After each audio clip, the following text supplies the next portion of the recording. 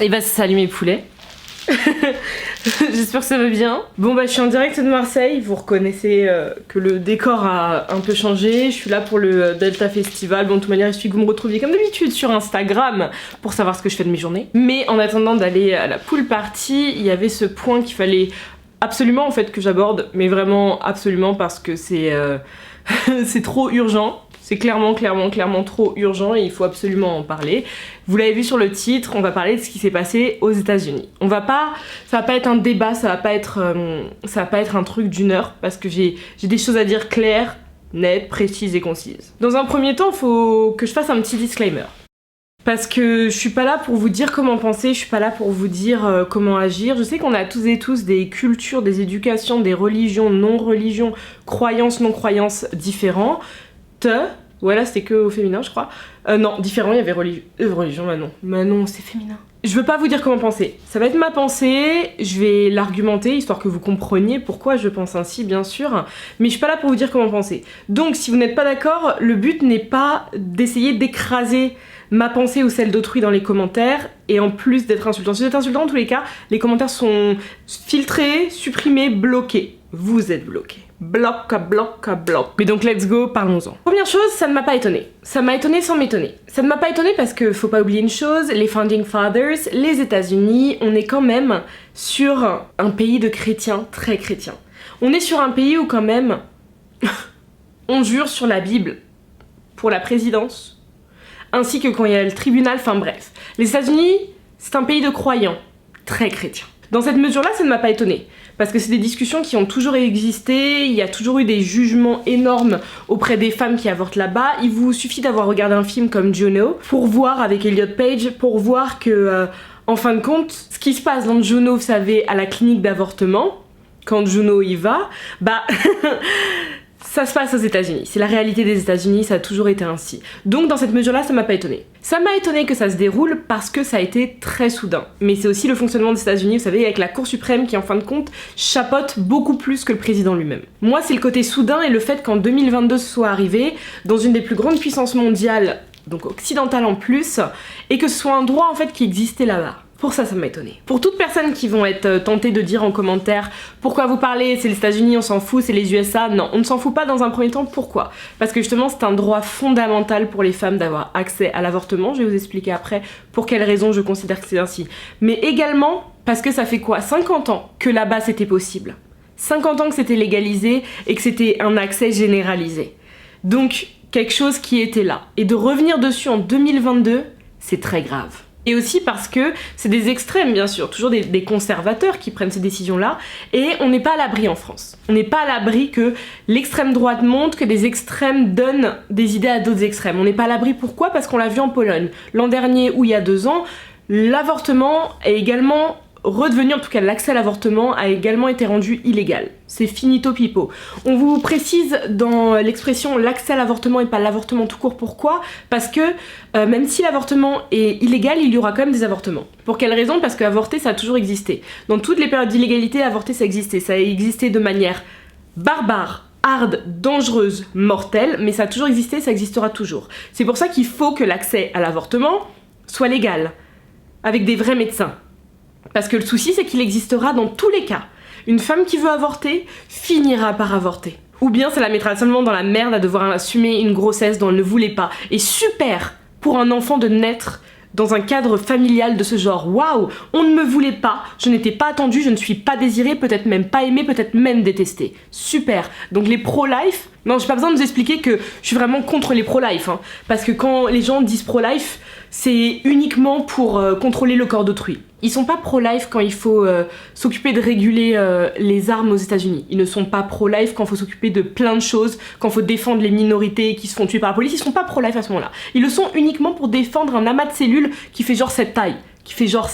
Quand on décide de l'expulser, tu vois. Un truc qui n'a pas d'organes défini, qui n'a pas de conscience, qui ne sait pas qu'il, elle est là. Mais donc je suis choquée et outrée parce que surtout ça a libéré tellement de personnes et ça a donné de la force à trop de personnes pour ouvrir leur bouche sur les réseaux sociaux. Et ça c'est quelque chose qui m'a choquée quand même. Je sais qu'il y a plein de personnes qui sont contre l'avortement, il n'y a pas de souci, à chacun son chacun.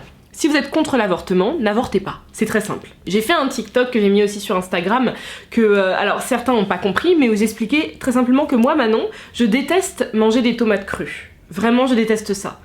Mais, par exemple, mon copain Abba, il adore ça, genre tomate mozza. Bah, moi, je déteste. Mais je vais pas l'empêcher, lui. Parce que lui, il fait ce qu'il veut, en fait, de sa vie, de son corps, de sa bouche, de ce qui rentre dedans. Il en fait ce qu'il veut tant que moi, ça m'atteint pas, tant que c'est légal, tant qu'il n'y a pas de souci, en fait. Donc, l'avortement, si vous n'aimez pas, bah n'avortez pas. Mais la personne à côté qui, elle, veut avorter, bah laissez-la, tout simplement. Et ce qui serait cool également, parce que je sais que quand on défend cet accès à l'avortement, on utilise souvent, vous savez, les questions de viol, d'inceste, toutes ces questions-là, on n'a pas besoin d'aller aux extrêmes. Normalement, on n'a pas besoin d'aller aux extrêmes. Pourquoi ?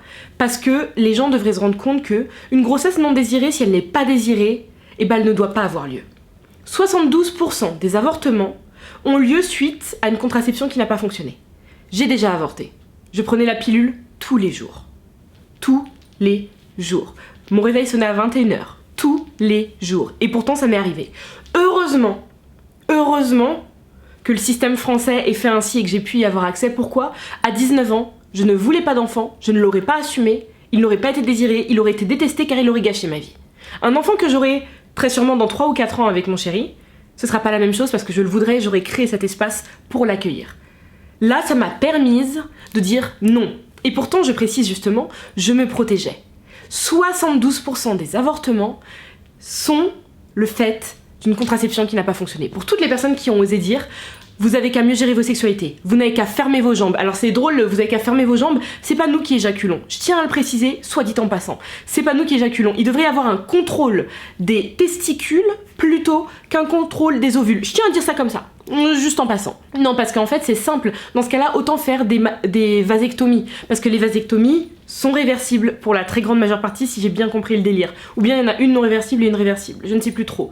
Mais donc il suffit de faire des vasectomies réversibles, comme ça c'est bon, pas besoin de toucher au droit à l'accès à l'avortement, non. Parce qu'encore une fois, les questions religieuses, les questions de culture, les questions de tout ce que vous voulez, pour moi ça devrait pas rentrer en compte dans ce débat-là. Pourquoi ? Parce que si pour vous c'est ainsi, dans ce cas-là, il n'y a pas de problème. Il n'y a pas de problème si c'est ainsi pour vous dans votre maison, dans votre famille. Mais à aucun moment, une culture, éducation, une religion devrait avoir un impact sur le corps de quelqu'un d'autre par rapport à ses propres choix. Genre, j'ai mon utérus, en fait, et la loi, elle est en train de me dire comment il doit être géré. Alors que c'est mon utérus et que c'est mon corps. Vous vous rendez compte du nonsense. Vous vous rendez compte qu'on a des états, on a quoi ? C'est Arkansas, Texas et je ne sais plus lequel, les 3 premiers, c'est pas le Missouri, je crois pas, qui, juste dans la journée, on fait passer le texte de loi. On a d'un côté 100 000 $ d'amende pour le médecin qui osera. On a des 10 ans de prison, des 15 ans et de la prison à vie. De la prison à vie parce que tu as avorté. Je suis heureuse qu'à côté, parce qu'il faut souligner ça, la Floride ainsi que la Californie, ils ont tenu vraiment à partager le fait qu'ils vont faire passer, eux, des textes de loi visant à protéger l'accès à l'avortement pour les femmes dans ces états-là et à casser le partage de données entre leur clinique, tout ce que vous voulez, et les états dont les femmes viendraient pour justement se faire avorter. Et ça c'est génial, et ça je suis heureuse d'avoir vu ça. Parce que ce qui me tue de rire, c'est que on a vu pas mal de cas de députés, sénateurs, politiciens ou je sais pas quoi, qui sont allés voter oui pour ce projet des pro-life de merde, mais qui pourtant ont eu genre une maîtresse ou une femme ou je sais pas qui, une fille, qui a avorté et qui a eu le droit en fait d'aller avorter un jour parce qu'elle avait le choix justement. On a Trump qui est heureux de ce qui s'est passé, sa propre fille qui est heureuse, alors que Ivanka, on a quelques de ses copines de la fac qui ont précisé que c'est assez rigolo de la voir là s'activer et être heureuse, alors qu'il y a pas longtemps quand elle était à la fac, elle était entourée de ses copines pour aller avorter elle-même justement. C'est drôle. Parce que justement toutes ces personnes-là sont là pour taper dessus, sauf à l'heure où elles ont besoin de cet accès à l'avortement. Personne n'est à l'abri. Personne ne l'est. Une personne très croyante, je ne le souhaite à personne, mais vraiment personne. Une femme très croyante demain peut se faire violer par n'importe qui et tomber enceinte. Derrière, il se passe quoi ? Ah bah, dans certains pays, on a le choix de l'avortement. Parce que oui, un enfant, une vie, de manière simple, b.a.-ba, c'est supposé être une bénédiction. Enfin, même si c'est un mot religieux, en tout cas quelque chose de cool. Sauf que ça dépend du contexte dans lequel il arrive. Et ce contexte-là, il faut tout le temps le prendre en compte. C'est trop simple de dire un enfant c'est une richesse, c'est une bénédiction, la Bible. C'est trop simple. C'est 1000 fois trop simple. Et c'est pour ça que tout ce débat-là, en fait, j'en ai marre. Parce qu'il devrait pas avoir lieu. Parce que c'est toujours sur les femmes que ça tombe. Pourquoi on va pas faire des contrôles sur les pénis des mecs, en fait ? Pourquoi c'est toujours sur les femmes que tout tombe ? Pourquoi c'est tout le temps ça ? C'est tout le temps comme ça, tout le temps. Tout le temps. Et là, on arrive à un point où je me dis, mais c'est pas possible, en fait. C'est pas possible en 2022 de voir un truc comme... C'est pas possible. Je suis choquée, je suis juste choquée. Et choquée de voir que des personnes de notre génération, l'ancienne génération, à la rigueur, je me dirais, bon... Ils sont anciens, c'est pas la même manière de penser, notre génération, de voir que t'as des gens qui sont aussi véhéments, des femmes qui pleuraient de joie dans les rues quand la décision était rendue. Vous pleurez de joie parce que on va pouvoir en fait foutre dans la merde d'autres femmes.